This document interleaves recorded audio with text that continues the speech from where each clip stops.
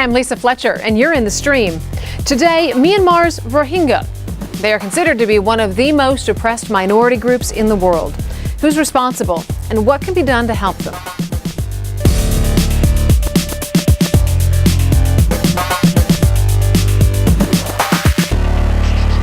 Our digital producer, Malika Bilal, is across the table from me, as usual, watching all your live feedback as it comes in. Tweet her using the hashtag AJStream. Malika, today's show topic was actually pitched by a number of members of our community. Lisa, we've been getting calls daily asking us to cover this story. And in particular, we got a request from a member of our community in Nigeria, Hamid Drama, who wanted the AJStream take on it. So Hamid, if you're watching, tweet us. Join the conversation. Use the hashtag AJStream. Joining us in the studio is Waqar Uddin, chairman of the Burmese Rohingya Association of North America. Waqar, so glad to have you here. Thank you very much. Thank you for having me. We are also looking forward to hearing from you, our online community. So if you want to send us a comment about Rohingya or suggestions for a future stream show, you can just post your thoughts on our Facebook wall. Go to facebook.com/AJStream. Hi, my name is Omoyele Shore, student journalist at Sahara Reporters. I'm in the stream. They are considered one of the most persecuted minority groups in the world. The Rohingyas are a stateless people with no rights to citizenship, and for decades they have faced racial and religious discrimination in northwestern Myanmar. Since June, violence between Muslim Rohingyas and Buddhist Rakhine have forced many Rohingya to flee from their homes. Some have gone to refugee camps, while others take dangerous risks by sneaking into neighboring Bangladesh. Earlier this month, Myanmar's President Thein Sein said the only solution to the Rohingyas' plight would be to move them out of the country or into United Nations-run refugee camps. He said, quote, "We'll send them away if any third country would accept them." This is just Myanmar's view, but what other solutions exist? Now, it's important to mention that we invited members of the Burmese government to appear on our show or provide us with someone to represent their position. We are still waiting to hear a response from them. So, Dr. Dean, you know, things have been looking pretty good to the outsiders rather, in Myanmar lately. You know, they seem to have opened up politically. A lot's going on there. They seem to be becoming more progressive. Yet things for the Rohingyas are getting worse. Well, what's going on? Is this ethnic cleansing? Explain it to us. Yes, this Burmese military-based dominated the government is playing a very clever card. They're playing a card of business and openness. What they are doing is luring international community into their tricks, that investment, business, opening up, democratic reform, these are all happening in mainland central Burma. They have released Aung San Suu Kyi, who is a Burman, and they are releasing political prisoners, limited number of political prisoners. They are mainly Burmese, very few ethnic minorities. So they are showing international community that we are moving toward democracy. But they're orchestrating everything that everyone sees? Right. But yet, they are basically carrot and stick policy. While they are doing that, they are depriving of rights from the ethnic minorities, particularly Rohingya, and there are some Kachin and others as well, but Rohingya situation is much more serious than others. So while they are saying democratic reform, they are ignoring the core value of democracy, which is human right. They are not addressing that issue. They are trying to divert international attention to business, investment, and trade. So yet they are getting harder on ethnic minorities, particularly Rohingya. Can you imagine a president of the country, the highest office holder in the country, would say a statement like that these ethnic minorities, the Rohingya, needs to be transferred to third country, they don't belong here, or they must be kept in a camp? Is that democracy? It's astounding. It's an astounding comment. Malika, I know our community has been chiming in on this since we first announced we were doing the show. They have. And Lisa, you mentioned earlier in the show about recent openness that Myanmar is being shown. There's a tweet here from Jacob. He says, it's possible that American openness to Burma has more to do with competition with China than good Burmese behavior. But that's followed up by a video comment from a member of our community. And Dr. Rakar, I'd like you to have a listen. This is more in favor of the government. It's impossible to force all Rohingyas in Myanmar to move out. Likewise, it's practically impossible to define every single people claim themselves as Rohingyas in Bangladesh as Myanmar citizen. With reference to what Aung San Suu Kyi said, it's something to be solved by rule of law. And when we say law, it should be the existing law. No other countries nor powerful organization should force a country to change its law, unless public wishes to change it and draw from Myanmar. He references a lot of things there, but what he says is there's something to be said for a solution with rule of law. Is the rule of law working currently? What kind of law he is talking about? Who made that law? He is talking about law. Aung San Suu Kyi was referring to 1982 citizenship law. That was a black law, we call it, international community call it, the instituted by the army government. Is that supported by majority of Burmese people, Burmese community, all ethnic minorities? Absolutely not. So Aung San Suu Kyi was referring to law. Nobody knew what she was referring to, the black law of the army of 1982 or the standard international law, the law that is accepted by a civilized community of the world community that has as a standard.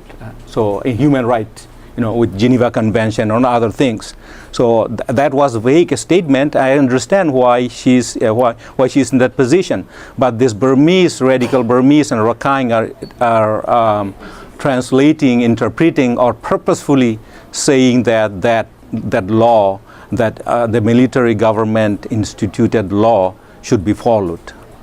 Dr. Dean, for those who aren't as familiar with this issue, kind of explain the root of what's going on, how far back in Burma's history this goes, and the scope of the problem. How many people are we talking about that are being affected day in and day out? This question can be answered very explicitly, very in detail by Dr. Abid Bahar and Dr. Habib Siddiqui, who will be in the conference in Bangkok. But I will tell you briefly, according to history, the Rohingya, the name is derived from region of Rohang. So Rohingya is an adjective of Rohang, noun. It is a northern state of Arakan state, northern Arakan state. Those Rohingya people living in Rohang has been many centuries. They date back as far way back as 9th century. Then Burma was not even in existence. That piece of land in northern Rakhine state shifted hands. The Persian has ruled it, part of Mughal has ruled it, Rakhine kingdom has ruled that region, and Burmese, Bodapaya and all that, Burmese king has ruled it, and then British came in and went back to Burma. During World War II, part of this Rohingya was occupied by Japanese troops. So there have been shifting of things. But no matter what happened, who ruled? The people of the region, indigenous population, Rohingya, were there. Now, after the independence, the UNU's government, civilian government, democratically elected government, has recognized Rohingya, and we were as part of the national race and ethnic minority, and we are on the radio program, national radio program run by Burmese government. We are given citizenship. We are automatically like any other citizen of Burma. It's no different, but really history has turned 180 degrees in 1962 when military dictator General Ne Win overthrew the civilian government and imposed military rule, dictatorship. And now since 1962, Rohingya has been discriminated, and they're trying to do ethnic cleansing, eliminate the population. And for 60 years now, history is in the making, 60 years in the making. So now we are in a very difficult position. I want to bring in another guest who is going to be joining us via Skype from Washington, D.C. His name is John Sifton. He's the Asia Advocacy Director for Human Rights Watch. John, your organization just released a new report on Rohingyas and the ongoing violence in Rakhine State. It is titled, "Government Could Have Stopped This." Why didn't they? That's a very good question. As the previous guests have pointed out, Burma is changing. Burma is under a new government way of doing things, but when it comes to the policy with Rohingya, it seems that very little has changed. We continue to see a policy of pretending that the Rohingya are not citizens of Burma, an embracing of a citizenship law which is contrary to international law. What we saw during this latest round of violence was a central government that had some interest in stopping the worst effects of the violence, less out of concern for the Rohingya, more out of just the embarrassment of it. But local government forces in Arakan State doing very little to stop the violence. Local government forces, in fact, taking part in the violence. So what we see now is a big test of Burma's so-called reform, and so far Burma's failing. And speaking of that test, there's a tweet here from Saksith who says, if there ever was a Myanmar spring towards openness, etc., it's gone by now and has shown its ugly head.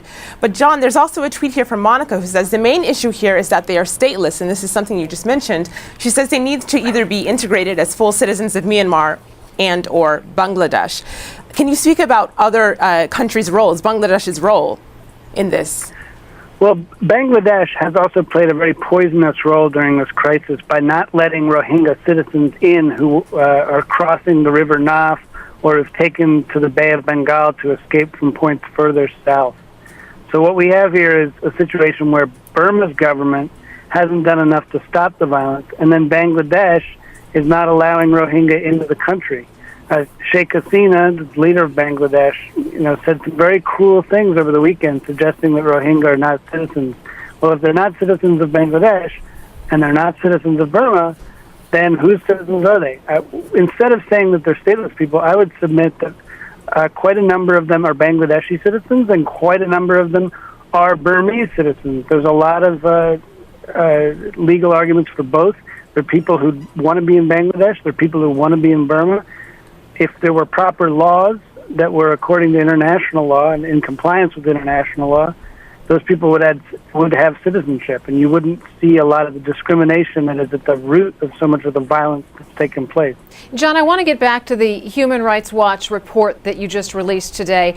First, I want our viewers to be able to listen to some of the interviews that Human Rights Watch conducted with Rohingyas who described some of the violence they endured at the hands of Burmese security forces.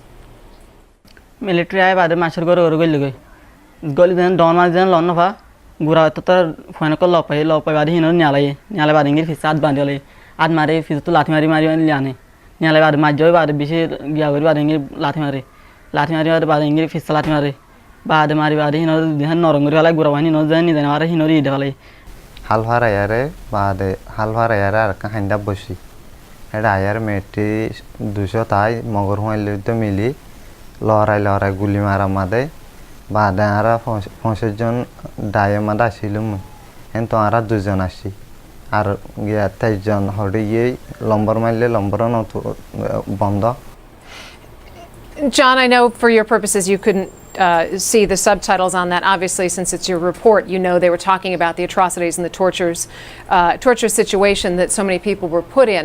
Talk about some of the specifics that your organization came up with in its conclusions for the report. Well, what you saw was sort of different waves of violence. At the outset, Rakhine citizens engaging in violence against Rohingya and local forces taking part in the violence or turning a blind eye when it happened.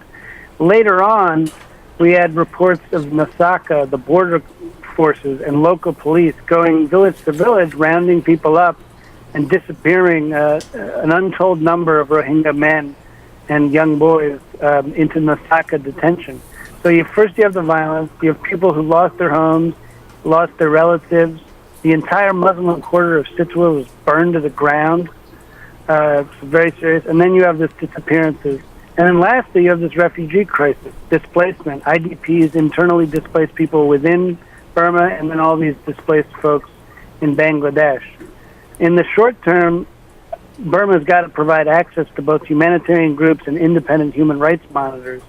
And in the longer term, they've got to invite in non-governmental organizations and UN experts who can help with a long-term reconciliation project, reform the citizenship law, move towards a number of reconciliation efforts, embracing both the local Rakhine population and who have their own problems with the central government, I should add. So the local Rakhine population and Rohingya, and moving that forward. One big step that we're pushing is for Burma to invite the UN High Commissioner for Human Rights to set up an office in Burma to monitor this situation, but also other ethnic conflict situations in Kachin State, for instance, as well as political prisoners and other human rights issues.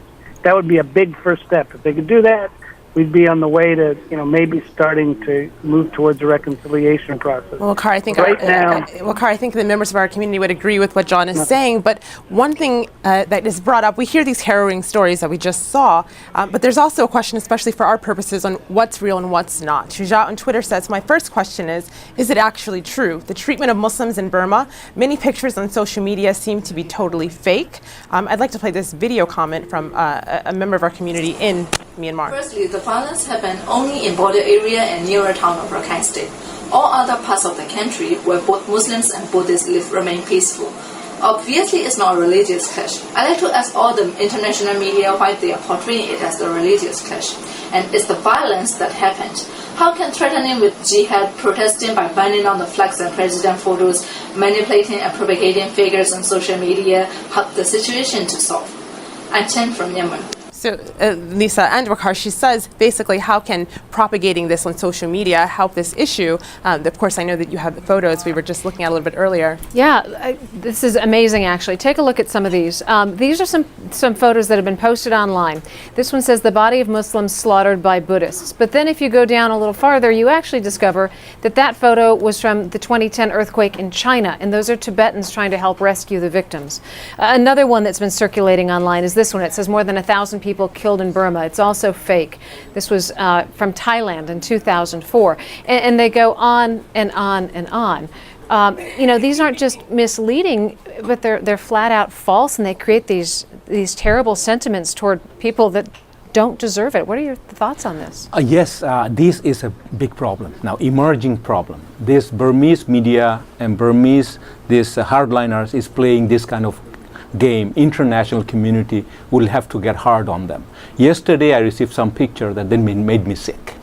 The picture it was from China or Vietnam somewhere long times ago. A woman, a little girl killed, and they slit their throat and all that, and they're putting as a Rohingya because these Chinese and Vietnamese look Oriental, so it's more likely they're putting that into Burmese context. What these radicals and extremists and Burmese, some elements in Burmese government doing is tainting the international media.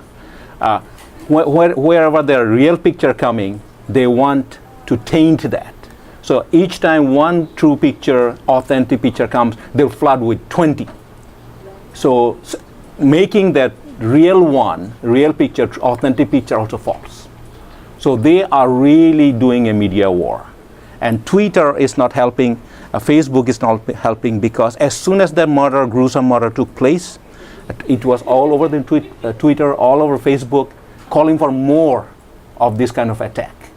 So media is good, but unfortunately they are using this as a tool to discredit Rohingya, and then they are turning the table using media effectively. So this is unfortunate.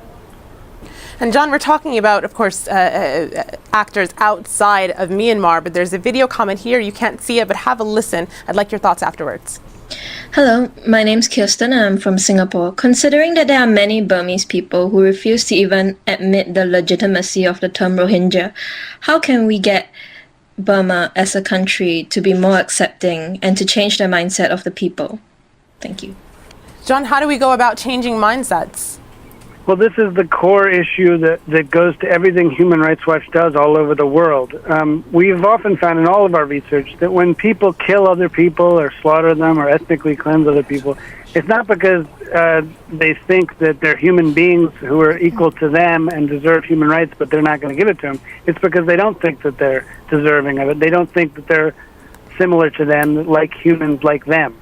So it's all about reconciliation. That's not our area of expertise. Our area of expertise is research. And we went in, we showed what was going on here, what the abuses were. It's now up to reconciliation experts to come in and help the Burmese government do what it needs to do to literally change the mindset of Burmese citizens. Because right now it's a poisonous atmosphere where even members of the reformists, the pro-democracy crowd have said some hateful things about the Rohingya that have done them no favors with us who have supported their cause for so many years.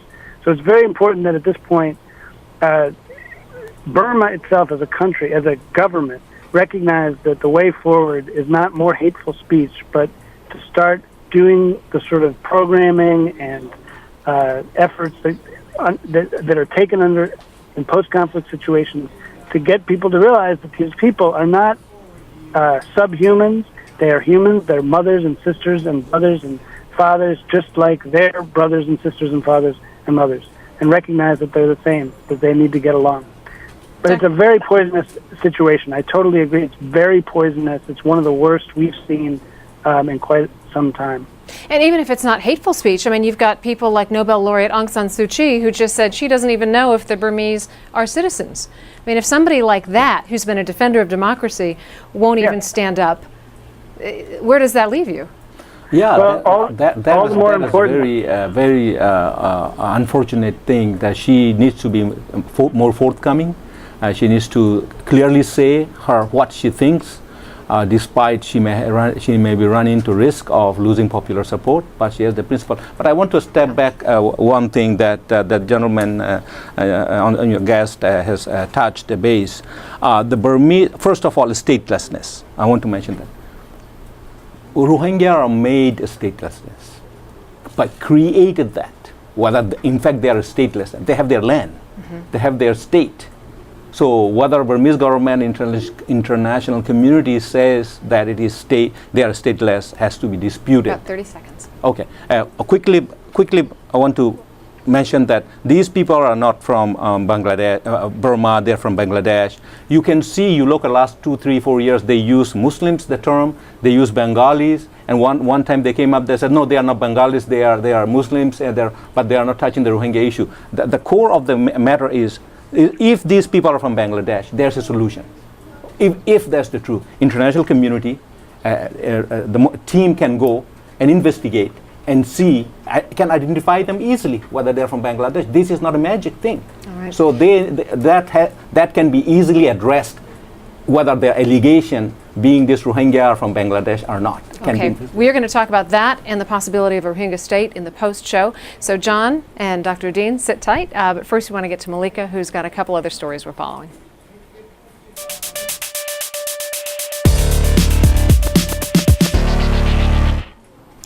They've targeted governments, corporations, and unpopular internet laws, but the hacktivist group Anonymous is now declaring war on a retailer. Epic troll or insane, French retailer seeks to trademark Anonymous logo. We are not for sale, your Anon News tweets. That's in response to an attempt by early Flickr to trademark the famous headless suit logo and slogan. The retailer already sells t-shirts with the slogan on eBay. Well, Anonymous has launched a campaign to take down the company's pages and their business operation. Have a look. So what they have done will not go unpunished. Anonymous will take down any business they have going on the internet, and the 99% will not stop until the registration has been revoked and a public apology has been made. Well, our next leads from the Olympics, where a fencer from Egypt has seen his Twitter followers skyrocket in a matter of hours. Ala El-Din El-Sayed went from several hundred to more than 10,000 followers after becoming the first African to win an Olympic fencing medal. Here you can see his pre-medal followers were so few they didn't register. As a prolific social media user, Sultan Al-Qasimi posted on Facebook, El Sayed has credited the lack of government and media support for pushing him to try harder to win. Let us know what you think of the stories. Tweet us your thoughts using the hashtag AJStream. Lisa? All right. On tomorrow's show, we're going to talk about China's one-child policy. Online, a graphic picture of a young mother and her aborted child has sparked major discussion. Tweet us your thoughts.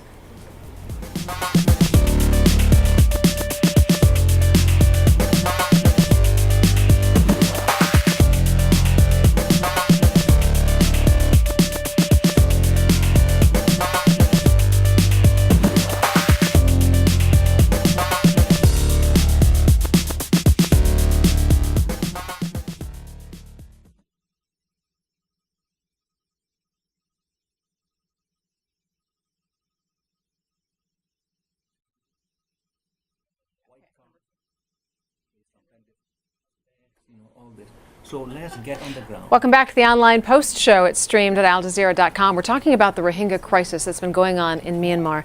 And Dr. Dean, I want to pick up right where you left off. Continue your thought.